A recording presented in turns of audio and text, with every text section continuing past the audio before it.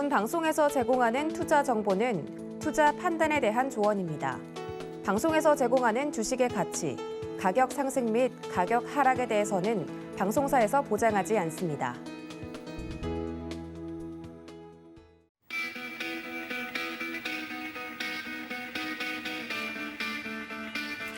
안녕하십니까. 고수익 작전 타임 진행의 도지은입니다. 간밤에 뉴욕 증시 상황부터 간단하게 알려드리도록 하겠습니다. 3대 지수 모두 기업들의 실적 호조에 영향을 받으면서 상승 출발을 하면서 마감이 됐다는 이야기 전해드립니다. 뉴욕 증시에서 가장 큰 이슈가 됐던 점을 짚어보자면 역시나 전날 좀 마감이 되면서 발표를 했던 넷플릭스의 주가와 테슬라의 실적 발표 등을 들을 수 있겠는데요. 관련돼서 오늘 우리 증시에도 긍정적인 영향이 있을지 기대해 봄직할 것 같습니다. 관련돼서 오늘장 작전 세워보도록 할 테니까 끝까지 함께해 주시기를 바라고요. 더불어서 코인 시황도 분위기가 좋았다고 합니다. 바로 한번 확인해 볼 텐데요. 시황센터 연결해 보죠. 네, 안녕하세요. 캐스터 이은주입니다. 간밤에 있었던 암호화폐 시장 상황 전달드리도록 하겠습니다. 3일 연속 비트코인의 강세가 이어지고 있습니다. 간밤에는 달러 기준으로 24,000달러를 일시적으로 회복해줬고요. 국내 원화거래소 기준으로도 3천만 원 이상을 다시 웃도는 가격대를 일시적이지만 보여줬습니다. 전반적인 암호화폐 시가총액 또한 여전히 1조 달러 이상에서 거래가 되면서 견고한 유동량도 보여주고 있고요. 비트코인 전일 대비 0.06% 소폭 상승했고 일주일 전 대비 여전히 18% 이상 상승하면서 좋은 긍정적인 흐름 이어가고 있습니다. 하지만 이런 가격 전망이 언제까지 이어질 수 있을지는 여전히 업계에서 의견이 분분한데요.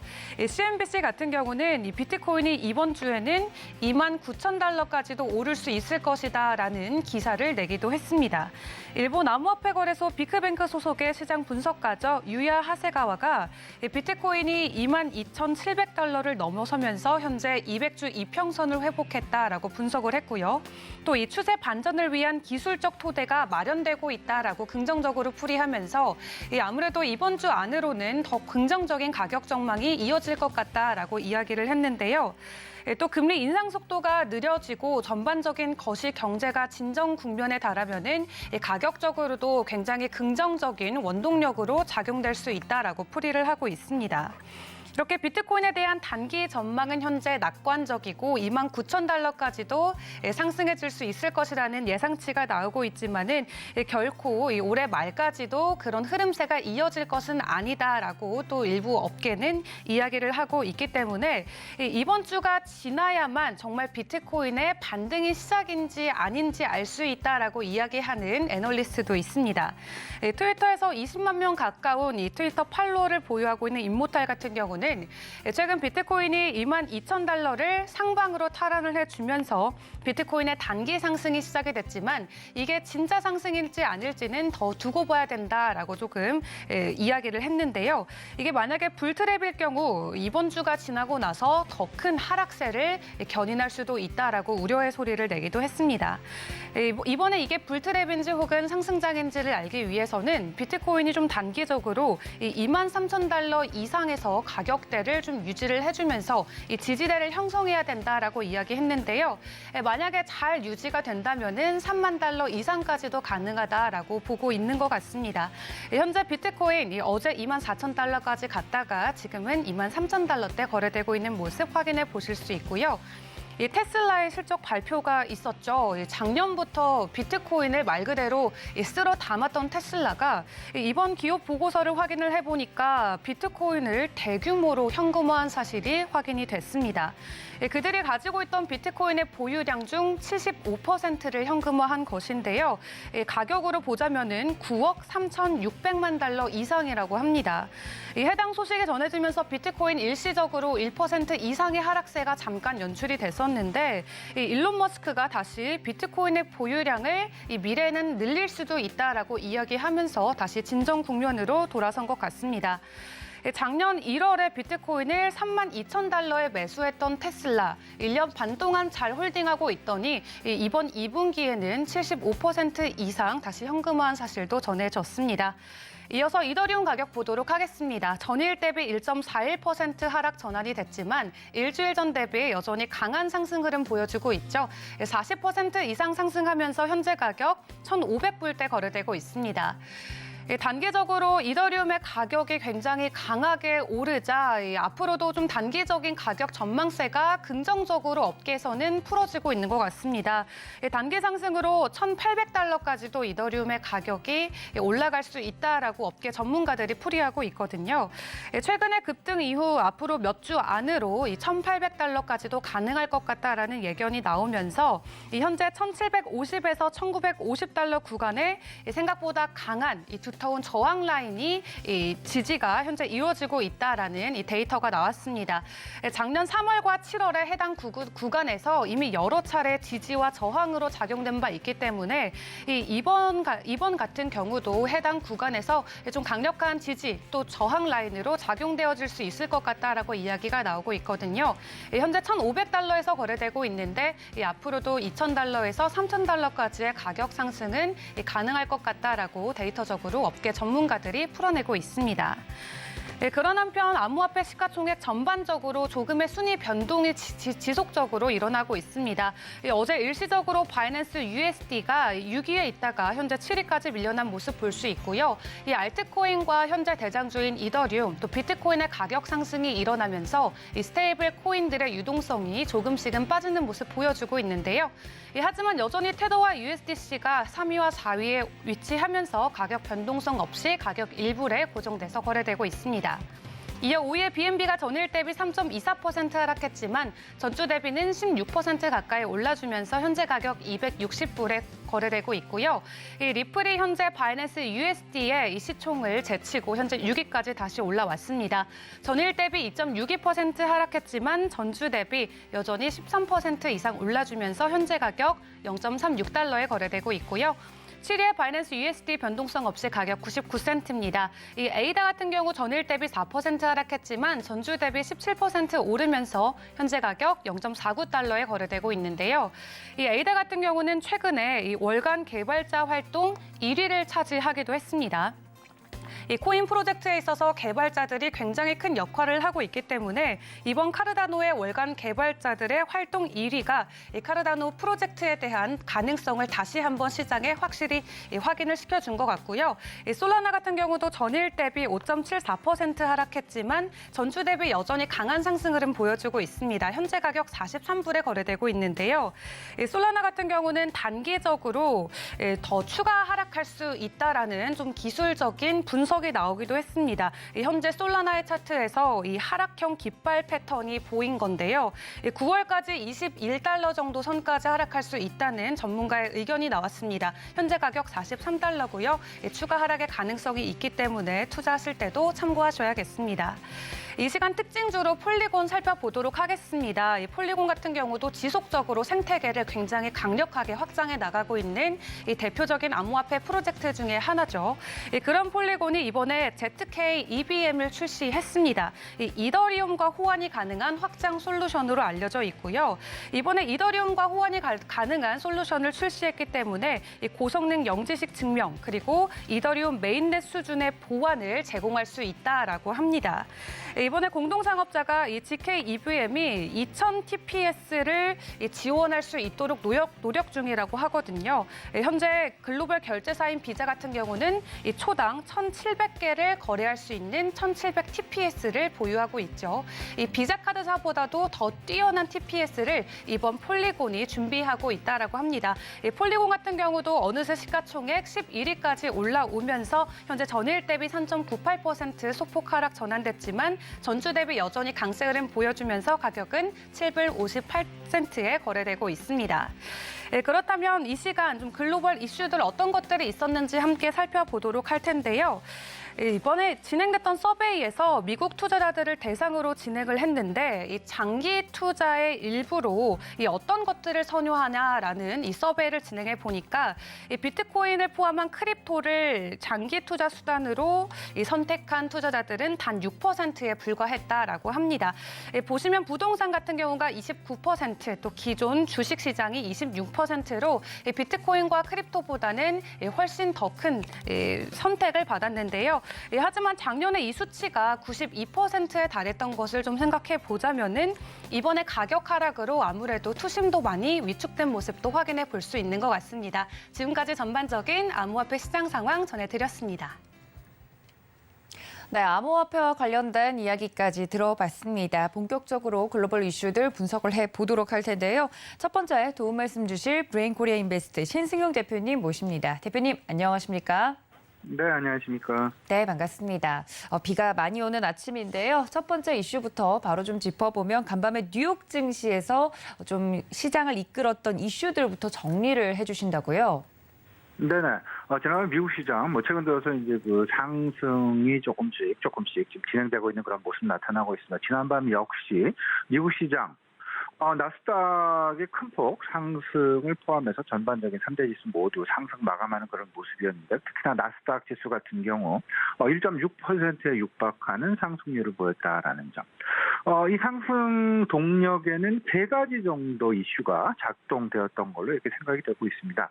그래서 기존 주택 판매가 다소간 좀 투자 심리에 좀 보수적인 그런 견지를 보였던 것에 반해서 실제로 기존 주택 판매가 전망치를 하회하는 그런 모습이었죠. 전월치 대비해서도 줄어드는 그런 모습으로 전반적으로 지난주에 엊그저께 발표되었던 미국의 신규 주택 건설 착공 건수의 둔화와 맞물리게 되면서 실질적으로 그 금리 상승에 따른 주택 경기는 다소간 좀 완만한 둔화세를 보이고 있다라는 부분 분명히 확인할 수 있었던 것이 아니었나 생각이 됩니다.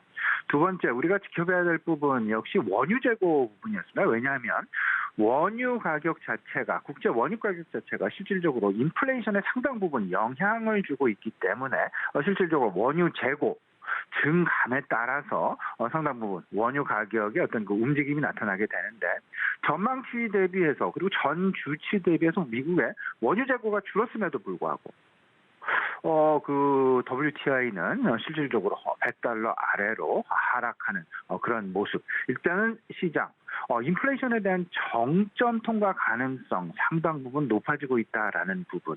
여기에 국제유가의 양면성도 우리가 좀 생각을 해봐야 되겠죠.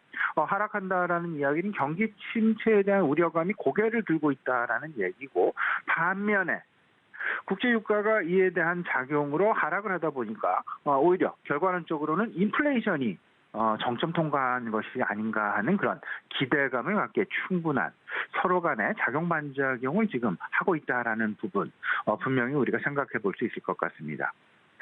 지난밤 실질적으로 나스닥의 급등 양상, 상승 양상을 야기했었던 가장 중요한 것, 테크 기업들 중심으로 해서 좋은 실적, 시장 전망치를 크게 상회하는 그런 모습들이 나타나게 되면서 시장 상승을 주도적으로 견인했다라는 말씀으로 표현할 수 있을 것 같은데요. 가장 중요한 것, 테슬라의 실적 발표였습니다. 물론 장 마감 후에 발표가 되면서 실질적으로 그 장 마감 후 실적 이 전망치를 상회하는 그런 발표를 하게 되면서 2%가 넘는 그런 상승세가 나타나기도 했지만 지금 현재 상황에서는 좀 소폭 상승하는 그런 모습 보여주고 있다라는 점. 그럼에도 불구하고 마감가는 0.8% 상승하는 그런 모습. 여기에 실질적으로 우리가 좀 주목해야 될 부분은 라스베가스 샌즈라는 기업입니다. LVS 티커 4.4%의 급등 양상 보였는데요. 이 부분은 일단은 다들 알고 계시겠습니다. 미국의 휴가철이 지금 시작이 이미 되고 있죠. 그리고 여기다 그 리조트 관련주가 되겠습니다. 국제 유가의 하락세 그리고 이런 전반적인 여행과 관련된 부분들이 서서히 고개를 들고 있지 않나라는 부분. 물론 LVS의 실적 발표는 매출은 전망치를 상회했지만 순이익은 전망치를 소폭 하회하는 그런 모습이었습니다. 그럼에도 불구하고 매출이 증가했다라는 이야기.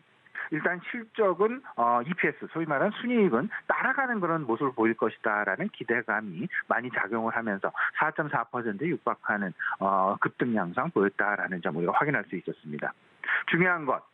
테크의 어떤 중심점에 있는 기업이죠. 넷플릭스가 되겠습니다. 넷플릭스. 이건 뭐 실적 발표 부분은 아니었습니다만은 그럼에도 불구하고 넷플릭스에 대한 미래 전망치를 상당 부분 긍정적으로 보고 있다.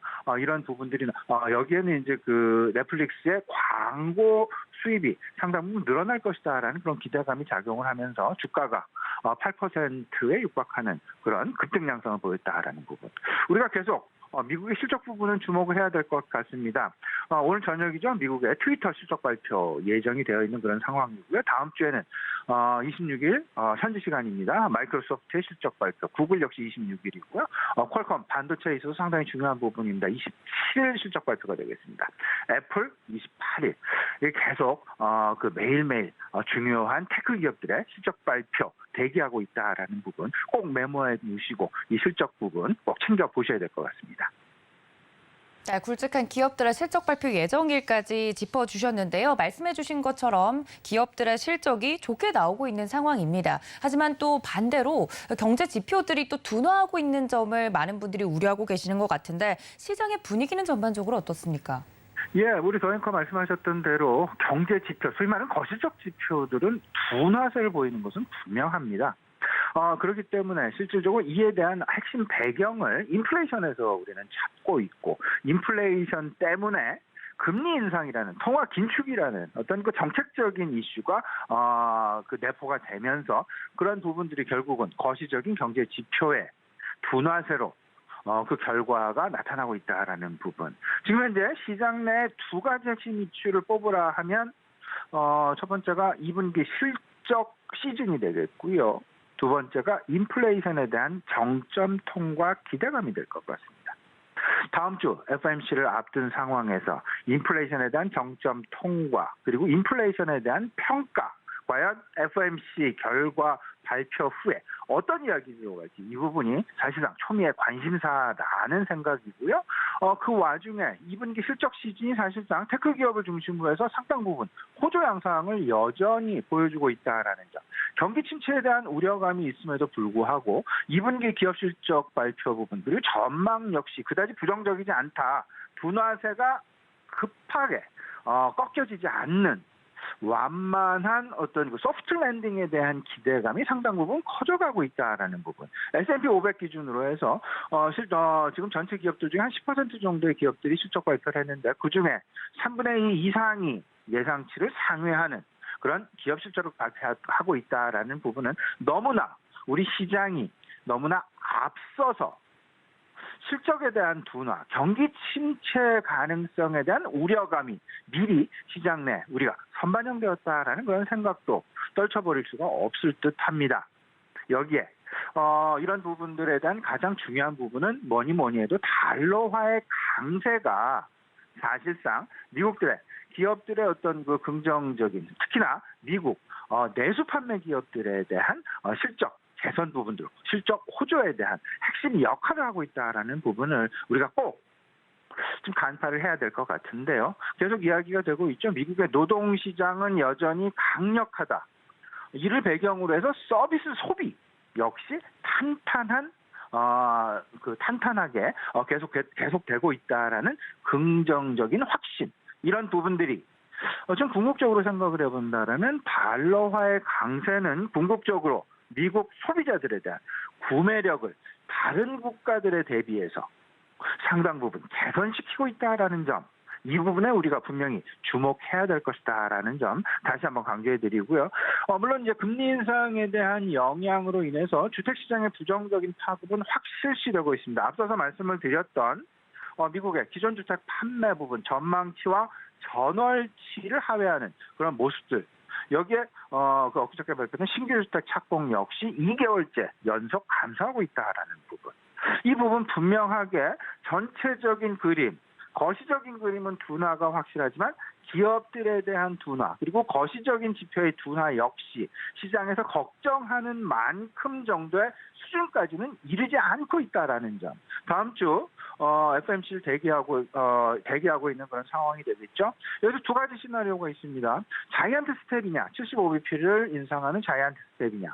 이 가능성이 64.4%로 지금 최근 조사가 됐고요. 울트라 스텝 100bp, 소위 말하는 1%의 금리 인상 가능성, 35%에 육박하는 그런 모습.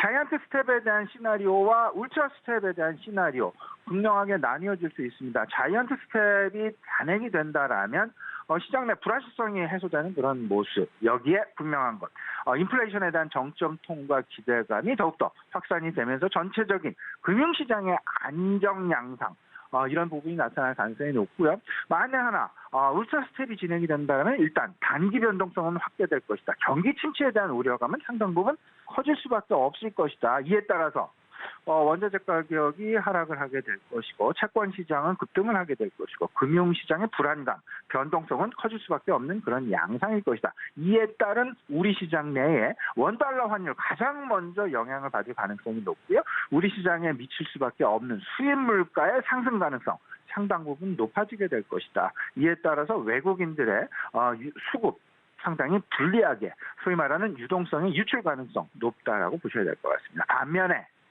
인플레이션에 대한 정점 통과 기대감도 여전히 있을 수밖에 없다. 최근 들어서 휘발유랄지 농수산물 가격의 둔화 이런 모습들이 나타나고 있고 지난 주말에 발표된 미국의 기대 인플레이션율이 하락을 하고 있다. 2.8%로 하락을 했다라는 점, 3.1%에서 이런 부분들이 결국은 좀 지나친 경기 침체에 대한 우려가 역설적으로 우리 시장 내에 인플레이션에 대한 정점 통과 기대감을 오히려 높여주고 있다라는 이런 상호 작용에 대한 어떤 고민 분명히 필요해 보인다라는 점.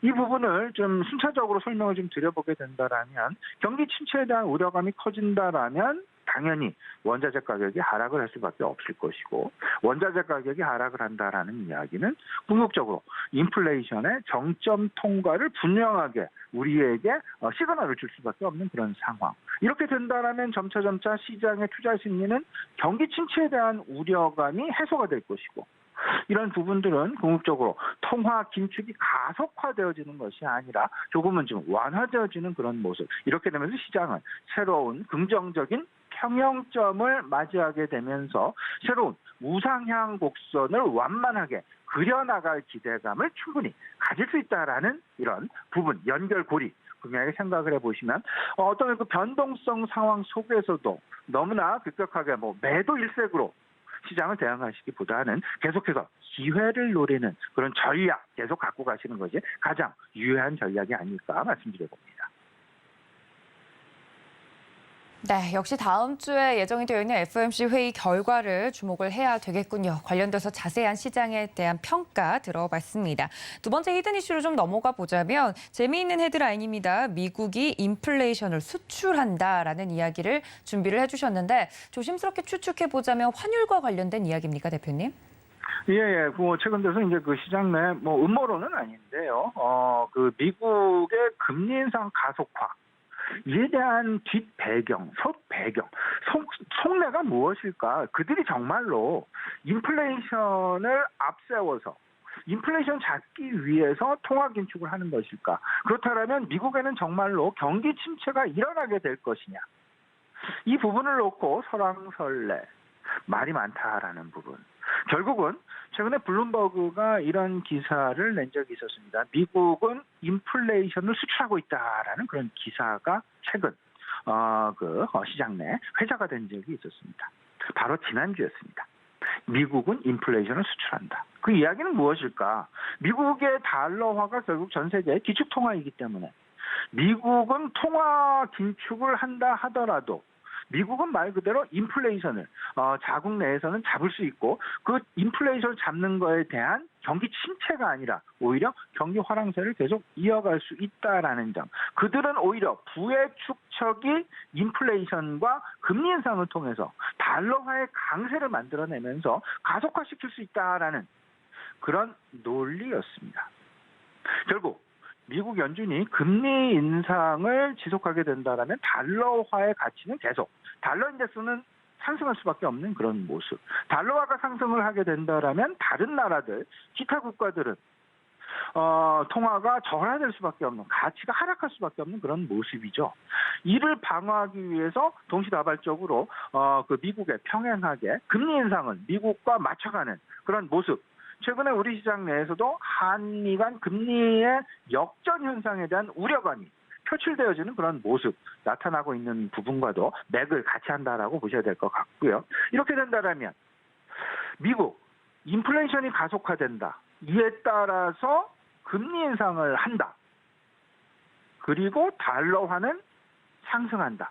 결국은 미국이 대외적으로 가지고 있는, 지고 있는, 부담하고 있는 부채 가치는 역설적으로 하락을 하게 됩니다. 굉장히 중요한 이야기가 되겠습니다. 미국의 부채 규모는 지금 현재 GDP 대비해서 133%라는 어마어마한 부채 규모를 가지고 있습니다. 이게 달러화가 상승을 하고 그리고 인플레이션이 가속화가 되어지고 이렇게 된다면 미국의 부채에 대한 가치, 미래에 갚아야 될 돈은 오히려 줄어든다라는 이야기로 보시면 될 것 같습니다. 이 부분이 달러화를 쓰지 않는 다른 나라, 뭐 우리나라도 마찬가지가 되겠습니다. 부채 규모가 많은 나라와 이 나라의 인플레이션이 동시에 일어나게 된다라면 거꾸로 국가 신용도는 상당 부분 하락하지만 미국은 전 세계 기축통화인 달러화를 쓰고 있기 때문에 다른 나라들과는 다른 입장이다라는 점. 상대적으로 중국과 우리나라 같은 경우는 유로존에 있는 국가 그리고 일본에 대비해서는 상당 부분 부채 규모가 GDP 대비해서 상당히 낮습니다. 상대적으로 낮은 부채 비율을 가지고 있다라고 보셔야 될 것 같은데 미국의 달러화의 가치가 상승을 하고 원화 가치가 절하가 되다 보니까 우리나라의 달러 보유고 외국환 보유고 자체가 줄어들게 되는 그런 모습 다 목도할 수밖에 없는 그런 양상이다라는 점과 일맥상통하고 있다라고 보셔야 될 것 같은데요. 미국의 강력한 달러화의 방향성, 결국 글로벌 시장 내에서 그들의 자산 구매력은 확대되고 소비에 대한 구매력 역시 확대될 수밖에 없다. 미국 인플레이션을 통한 부의 축적이 그리고 그들의 부채를 감소시킬 수 있는 아주 재미있는 어떤 그런 현상 나타날 수밖에 없는 그들의 속내 우리가 좀 들여다봐야 되지 않겠느냐. 그리고 미국의 대규모 재정 적자 역시 해외로 이전이 가능하다. 눈에 보이지 않게 이전을 하고 있다라는 그런 부분. 미국의 금리 인상 가속화가 결국은 달러화의 가치를 상승을 시키고 다른 국가들의 화폐 가치를 하락시킨다라는 점. 다시 한번 정리를 해보면 미국의 경기 침체는 제한적이고 상대적인 구매력은 상승할 수밖에 없으면서 반면에 다른 나라들 경기 침체 가능성이 오히려 높아지고 구매력 역시 감소하게 된다. 그렇다면 역설적으로 우리가 여기서 이 대목에서 생각해야 될 부분 우리에게 주는 투자 힌트는 무엇일까 생각을 해보면 당연히 우리는 원달러 환율 시장을 계속 예의주시할 수밖에 없을 것이고 그에 앞서서 달러 인덱스의 방향성을 주목해야만 할 것이다. 결국 투자 힌트는 숨겨져 있는 히든 이슈는 결국은 미국향 우리나라 기업들의 수출주들에 대한 관심을 계속해서 가질 수밖에 없다. 가져야만 할 것이다. 왜냐하면 미국의 소비 구매력이 상승을 하고 있습니다. 달러와 가치가 상승을 하고 있고요. 그렇게 되면서 결국 원화 기준의 수출 가격은 당연히 하락을 하게 되겠죠. 그러면 수출 경쟁력이 미국 자국 내에서 만들어진 미국산 제품보다는 높아질 수밖에 없는 그런 상황. 또 하나 원화 기준으로 수출 기업들의 매출과 이익단을 생각을 해본다라면 거꾸로 수출주들 같은 경우에는 원화 기준, 원달러 환율이 상승할수록 원화 가치가 하락할수록 매출은 늘어날 수밖에 없다. 실적도 당연히 늘어날 수밖에 없다라는 점. 내수주보다는 미국향, 특히나 미국향 우리 기업들, 우리 수출주들에 대한 관심이 필요한 대목이다라는 점 다시 한번 강조해드리고요. 시장 전략 전체적으로 말씀을 좀 드려보겠습니다. 지금 현재 시장 내 최대 핵심 이슈가 무엇인지 생각을 좀 해보셔야 될 것 같습니다. 인플레이션 정점 통과 여부가 당연히 상당 부분 중요할 것이고요. 이 부분은 다음 주에 있을 FOMC의 영향을 미칠 수밖에 없을 것이다라는 점. 그리고 지금 최근 테크 기업들의 실적 발표 스케줄 말씀을 드렸습니다. 이 부분 꼭 메모해 놓으시고 챙겨 보셔야 될 것 같은데요. 일단 FOMC가 예정된 상황에서 결코 금리 인상이 지금 당장 단기적으로 시장 내에 영향을 줄 수는 있지만 궁극적으로는 경기 침체에 대한 어떤 그런 부분들이 상쇄 작용을 하면서 평형점을 만들어 갈 것이다라는 기대감 분명히 가져가셔도 좋지 않나라는 말씀 보여드립니다. 분명한 것 인플레와 경기, 소비 행태 변화 관심을 가지시고요. 환율의 방향성에 근거해서 국가별 성장 양극화를 분명히 염두하자. 다른 나라 대비해서 미국향 수출주들은 우리가 계속 관심을 가져야 될 것이다. 중국향보다는 미국향 수출주에 관심을 가져보자. 분명히 말씀을 좀 드려보고요. 기업 재고 증가 여부, 특히나 반도체 기업들 중심으로 해서 분명히 계속해서 염두에 두셔야 되는 전략 필요해 보인다라는 점 다시 한번 강조해드리면서 마치도록 하겠습니다. 네, 히든 이슈와 더불어서 오늘장 전략까지 이야기를 들어봤습니다. 지금까지 브레인 코리아 인베스트 신승용 대표님과 함께했습니다. 대표님 고맙습니다. 네, 보다 자세한 국내 증시 작전 넘어가 보도록 하겠습니다. 메리츠증권의 황혜수 차장님 연결되어 있습니다. 차장님 안녕하십니까? 네, 안녕하세요. 네, 반갑습니다. 첫 번째 이슈로 바로 좀 들어가 보자면 우리 시장을 좀 정리하고 넘어가야 될 것 같습니다. 어제 국내 증시 같은 경우는 코스피 2,400선을 탈환하려는 시도도 좀 일어났는데요. 외국인들이 순매수세로 좀 돌아서고 있다는 점이 가장 긍정적인 것 같습니다. 그러면 돌아온 외국인들이 뭘 사는지 개인적으로 가장 궁금한데 이것과 더불어서 시장 전망과 함께 체크해야 될 포인트 정리해 주신다고요? 우선 말씀해 주신 대로 외국인이 7월 누적으로 1조 1천억 원 넘게 순매수 전환을 하는 모습이 보여졌는데요. 달러 환율이 아직도 달러 강세가 유지가 되면서 1,300원 위에서 환율이 형성되어 있는 가운데 외국인의 매수가 이어지는 점은 그동안의 어떤 증시 하락에 대해서 저가 매수세가 외국인 자금을 중심으로 유입이 되고 있다라고 말씀드릴 수가 있겠습니다.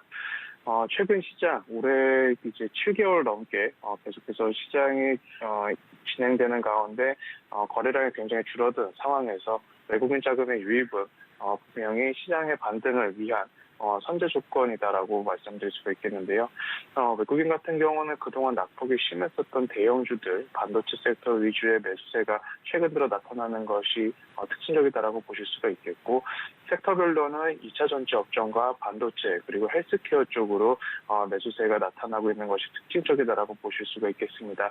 업종 같은 경우는 낙폭이 심했었던 반도체 쪽에 대한 낙폭 과대주 그리고 대표적인 성장 섹터로 분류됐었던 2차 전지 관련주에 대한 매수, 또한 최근에 인플레이션과 경기 침체에 대한 우려감에 대해서 방어주 역할을 했었던 헬스케어, 바이오 쪽으로 매수를 하고 있다는 점이 특징적이다라고 보실 수가 있겠고요.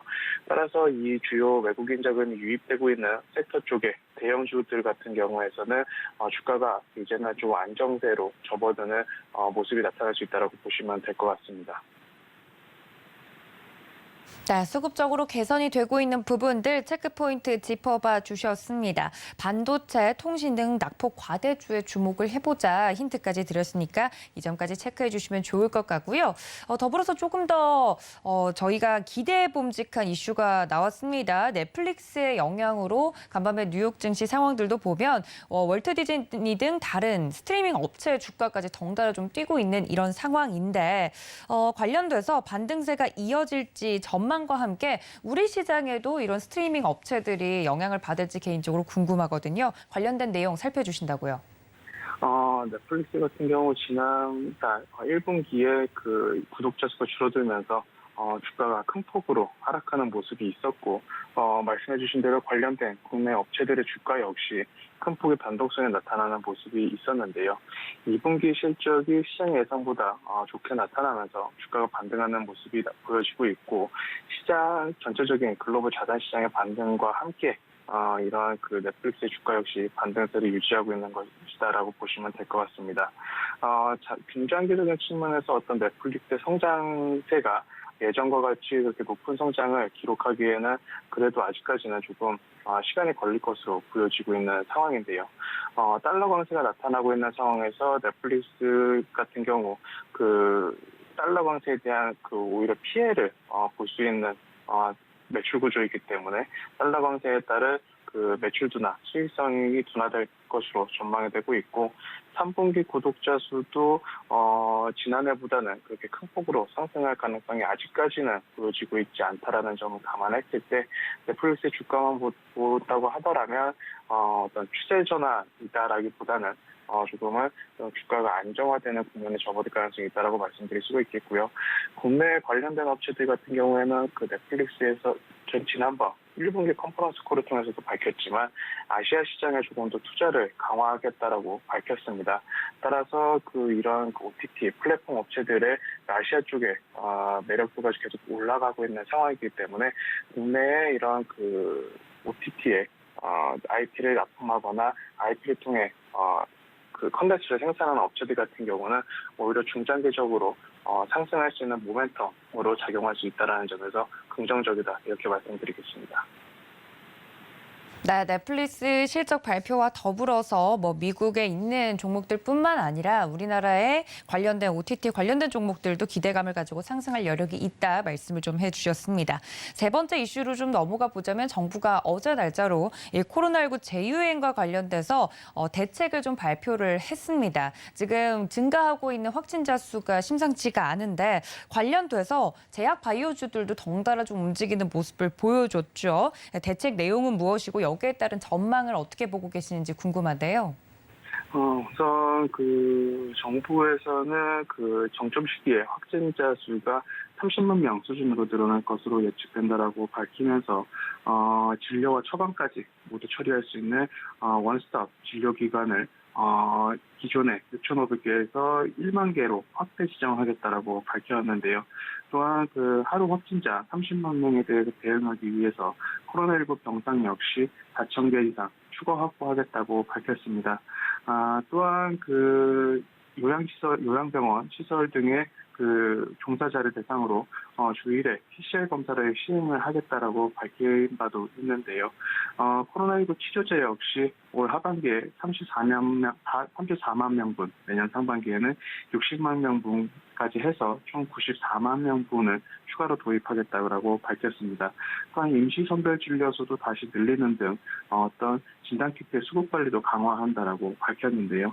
코로나19 사태가 다시 한번 확진자가 늘어나게 되면서 단순히 거리두기보다는 진단과 그다음에 치료를 조금 더 강화하겠다라고 정부 정책을 보면 될 것 같습니다. 현재 이런 예전같이 코로나19 사태로 인해서 소비 둔화가 나타날 가능성은 아직까지는 굉장히 적은 상황이고 관련돼서 어떤 진단키트라든지 백신 치료제 같은 종목들은 변동성은 나타날 수 있다라고 말씀드릴 수가 있겠지만 예전과 같은 어떤 그런 팬데믹 정도의 주가 상승을 기대하기 힘들다라고 말씀드릴 수가 있겠고요. 따라서 관련 종목에 투자를 고려하고 계신 분들이라면 조금 방망이를 짧게 수익을 챙기시거나 아니면 매수는 조금 관망하시는 것이 오히려 좀 좋을 수 있다 이렇게 말씀드리겠습니다.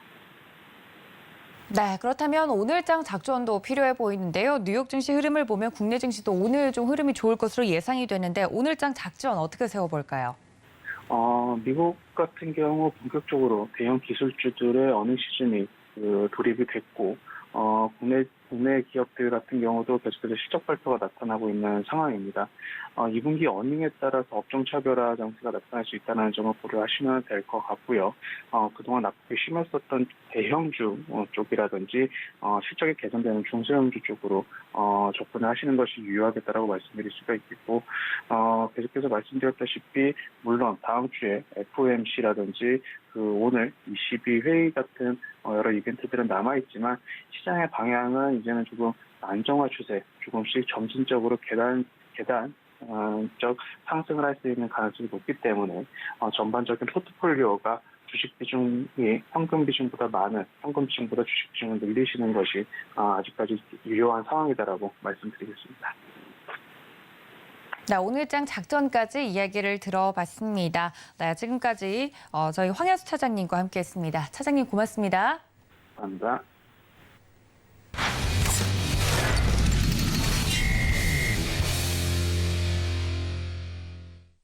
네, 시장을 돌아봤으면 종목에 대한 이야기도 나누어 봐야겠죠. 종목에 대한 작전, 글로원 파트너스 이성웅 이사님과 함께합니다. 이사님 안녕하십니까? 네, 안녕하세요. 네, 반갑습니다. 첫 번째 이슈로 좀 넘어가 보자면 미국도 미국이지만 국내 기업들도 실적 발표를 연이어서 내놓고 있는 상황입니다. 이런 시장 속에서 저희가 특징적으로 좀 초점을 맞춰야 될 부분이 있다면 어떤 부분일까요? 네, 현재 2분기 실적을 발표한 기업 그리고 발표할 기업들에 대해서 실적 예상치 그리고 실적 예상치 대비해서 어느 정도의 실적이 나왔는지 체크가 필요하겠고요. 2분기 실적이 다른 분기의 실적보다는 즉 예년의 2분기 실적보다는 중요도가 떨어지기는 하지만은 하반기와 연결해서 볼 수 있는 그 하나의 연결고리 부분이다 보니까 실적에 대해서 한 번 더 체크하고 가겠습니다. 네, 현재까지 실적을 발표한 기업들 같은 경우는 화학주 중에는 국도화학이라는 기업이 실적을 발표하기도 했고, 그다음에 삼성전자의 실적 발표, LG전자의 실적 발표 이렇게 돌이켜 보면은 대체로 그 시장 예상치 정도 또는 소폭 하회하는 정도 우려된 부분보다는 실적이 괜찮게 나오고 있는 상황입니다. 기업들 같은 경우 현재까지는 그런 상황이고요. 이제 본격적으로 오늘부터 대표적인 기업들의 실적 발표가 있습니다. 포스코 케미칼 그리고 포스코 인터내셔널, 포스코 그룹들이네요. 포스코 홀딩스의 실적 발표가 있고 KB금융의 실적 발표 그리고 시장에 기대가 집중되고 있는 현대차의 실적 발표가 예정이 되어 있습니다. 현대차 같은 경우는 시장의 예상치는 한 2조 2,300억 원, 영업이익 기준으로는 그렇고요. 여기에서 환율 효과라든지 아니면 신차 판매라든지 그 부분을 함께 봤을 때는 시장 예상치보다는 높은 실적을 발표 가능성이 높습니다. 다만 최근에 업종은 다르지만은 기판 업종 중에서 해성DS의 실적 발표 이후에 예상치보다 잘 나왔음에도 불구하고 주가 같은 경우는 되레 하락하는 현상을 제가 볼 수 있었거든요. 자동차 업종, 특히 현대차의 실적 발표 이후에 주가 흐름 자체가 좀 반대로 흘러갈 경우에는 그때는 매매 대응을 좀 빠르게 할 필요가 있는 구간이라고 말씀드리겠습니다. 실적 예상치 대비해서 보통 한 10% 이상 잘 나온다고 하면은 우선적으로 주가 방향에 따라서 주가는 흘러가겠고요. 예상치보다 20% 이상 잘 나온다고 하면은 그때는 추가적인 상승으로 주가 방향을 틀 가능성이 매우 높다는 점 기억을 할 필요가 있겠습니다. 종합적으로 지금 실적이 나오지 않은 대표적인 시가총액 상위주 같은 경우도 살펴보고 갈 필요가 있겠고요. 이게 실적의 반영이 이루어진 기업도 있고, 이루어진 기업이라고 하면 미리 어느 정도 주가가 상승을 해 있는 단계를 볼 수 있겠고, 그렇지 않은 기업은 예상치 정도의 실적만 발표해도 상승하는 경우가 있다 보니 현재 실적을 발표하지 않은 기업들 중에서도 주요 기업, 즉 시가총액 상위주 같은 경우는 일정을 정리할 필요가 있다는 말씀을 드리겠습니다. 네, 어느 정도 힌트를 통해서 유추가 가능할 것 같긴 한데요. 오늘의 그럼 특징주는 어떤 종목일까요, 이사님? 네, 오늘의 특징주는 SK 하이닉스를 말씀드리겠습니다. 2분기 실적에 따라서 크게 주가의 변동이 있거나 그런 기업은 아닙니다. 그리고 IT 쪽의 시가총액 상위주 같은 경우는 수급적인 부분이 지금 주가부터는 우선해서 움직일 수 있는 구간이다 보니 그 실적 발표의 규모 그런 건 중요하지 않지만은 그래도 시가총액 상위주이기도 하고 어느 정도의 예상 실적 기준 정도는 파악하고 갈 필요가 있어서 오늘 말씀드리게 됐습니다. 실적은 7월 27일에 발표 예정입니다. 다음 주인데요. 2분기 예상 영업이익은 3조 9,466억 원 정도가 예상되고 있습니다. 이 정도 수치에서 예상치보다는 부합 또는 좀 하회할 가능성이 높다는 점을 우선 기억을 해놔야 되겠고요. 최근에 주가 흐름 같은 경우는 모든 안 좋은 상황들의 얘기를 뒤로하고 우선 반등이 나온 상황입니다. 가격적으로는 시가총액을 시가총액을 대비하지 않고 절대 가격으로 10만 원대까지 한 번 더 올라온 상황이고요. 여기에서는 주가의 조정도 있을 수 있는 구간입니다. 2분기 실적이 예상치보다 좋지 않으면 밑으로 또 반응을 할 수 있겠고요. 그 점을 저희가 전체적으로 염두에 두면서 10만 원대 이상에서는 좀 버거워하는 흐름이 있습니다. 심리적인 매도도 나오는 경향이 있고 미국 대비해서 우리나라 지수가 바닥 대비해서 상승이 한 20% 정도는 덜한 상황이긴 한데 시가총액 기준이 좀 다른 요소가 있다 보니까 대형 IT주 비해서 나머지 시가총액의 상위주로 돈이 퍼져나가는 현상을 통해서 그 부분이 강화된다면 추가적인 상승은 가능한데 그렇지 않다고 하면은 시가총액 상위주의 수급 중심, 특히 이 IT 업종의 수급을 놓고 시장이 방향성을 다시 그릴 가능성이 높다는 점 한 번 더 강조드리겠습니다. 가격적으로는 98,700원대에 접근 가능하다고 말씀드릴 수 있겠습니다. 이 가격을 제시해 드린 이유는 시장 같은 경우 만약에 하락으로 돌아선다고 했을 때 지금 또 다른 리스크가 부각되지 않으면은 가격적인 조정이 클 가능성은 낮습니다. 그렇다 보니 매매 관점에서 접근 가능한 가격 98,700원대에서 접근 가능하다는 점에서 오늘 SK 하이닉스를 특징주로 말씀드렸습니다. 네, SK 하이닉스에 대해서 자세하게 이야기를 들어봤습니다. 7월 27일 실적 발표 예정이라고 다시 한번 짚어주셨는데요. 물론 실적에 따라서 움직이고 있는 종목은 아니지만 2분기 그 예상되는 예상 이익과 더불어서 앞으로 주가 향방에 대해서 자세하게 좀 시가총액 큰 종목을 이야기를 해드렸으니까 시장에 대해서 분석을 하는 그 방법으로 또 특징주 SK 하이닉스 짚어봤다는 말씀 전해드립니다. 자, 두 번째 이슈로 좀 넘어가 보도록 하겠습니다. 정부 정책에 반하지 말라라는 주식 속담이 있지요. 관련돼서 정부 정책상의 변화, 거기에 울고 웃는 이슈들을 오늘 또 이야기를 해주신다고요? 네, 정부의 정책에 따라서 긍정적일 수 있는 요인도 있고 부정적일 수 있는 요인이 있겠는데요. 최근에 대형마트와 관련해서 의무 유업이 계속 이어지고 있었습니다. 그렇다 보니 대형마트 같은 경우는 실적이 빠질 수 있는 요인이 있었고요. 여기에 대해서 정책 변화, 즉 대형마트의 의무유점 폐지가 국민제한 검토가 될 것으로 보입니다. 월 2회 의무휴업 상황인데 이것을 폐지하게 되는 그 국민 제한이겠고요. 일각에서는 여기에 대해서 그런 얘기도 있더라고요. 말을 하는 게 대형마트 같은 경우 휴일에 굳이 많이 찾았냐, 소형마트 쪽 같은 경우가 더욱더 침투가 높고 그런데 이 부분에 대해서 실제 수혜가 있겠느냐라고 할 수 있는데 이게 그 일상으로는 그렇게 대입을 할 수 있겠는데 주식 시장에서의 대입은 그런 색의 대입이 아니거든요. 안 좋은 최악의 상황에 있던 기업, 그 다음에 실적 대비해서 시가총액이 낮아져 있는 경우에는 그 안 좋은 요인이 실적의 기여도가 발생할 수 있는 가능성만 있더라도 주가는 먼저 상승을 하게 됩니다. 그 점을 저희가 생각을 해놔야 되겠고요. 반대급부로 생각을 할 수 있는 건 대형마트 같은 경우 의무 휴점이 폐지된다고 해서 늘 가던 편의점을 덜 갈까라고 생각할 수 있는데 주식시장은 반대급부에서 이 부분에서 역으로 몰릴 수 있는 요인을 찾게 됩니다. 그렇다 보니 헤지펀드 입장에선 그런 플레이를 할 수 있겠죠.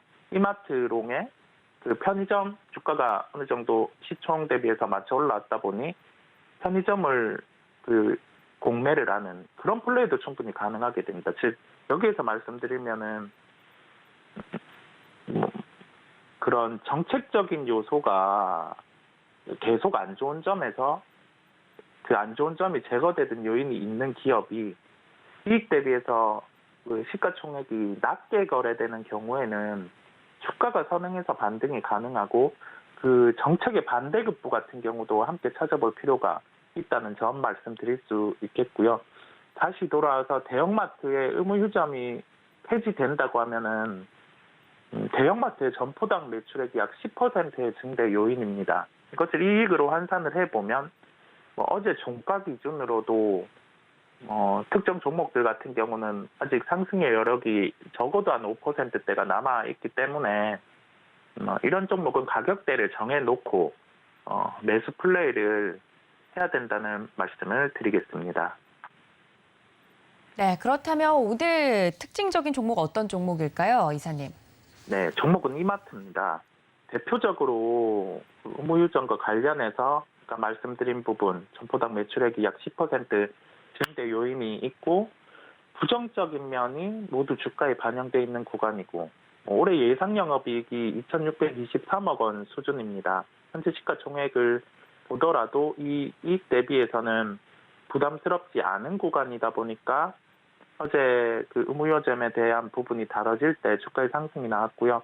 가격적으로는 우선적으로 10만 7천 원대에 접근 가능하겠습니다. 그 두 종목 다 SK 하이닉스, 이마트 다 매매 관점으로 이 가격대를 꼭 지키면서 접근을 해야 되겠고요. 손절 같은 경우는 5% 이내로 타이트하게 지켜야 된다는 점 강조드리겠습니다. 네, 오늘의 특징주 이마트까지 만나봤습니다. 지금까지 글로원 파트너스 이성우 이사님과 함께했습니다. 이사님 고맙습니다. 네, 감사합니다. 네, 장중 전략은 저희가 다음 프로그램인 매매 시그널 통해서 잡아드릴 테니까 끝까지 함께해 주시기를 바랍니다. 저는 잠시 뒤에 다시 인사드리겠습니다. 시청해주신 여러분 고맙습니다.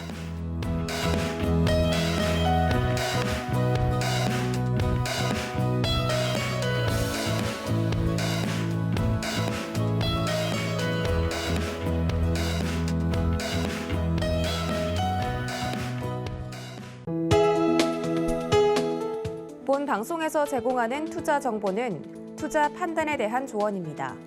방송에서 제공하는 주식의 가치, 가격 상승 및 가격 하락에 대해서는 방송사에서 보장하지 않습니다.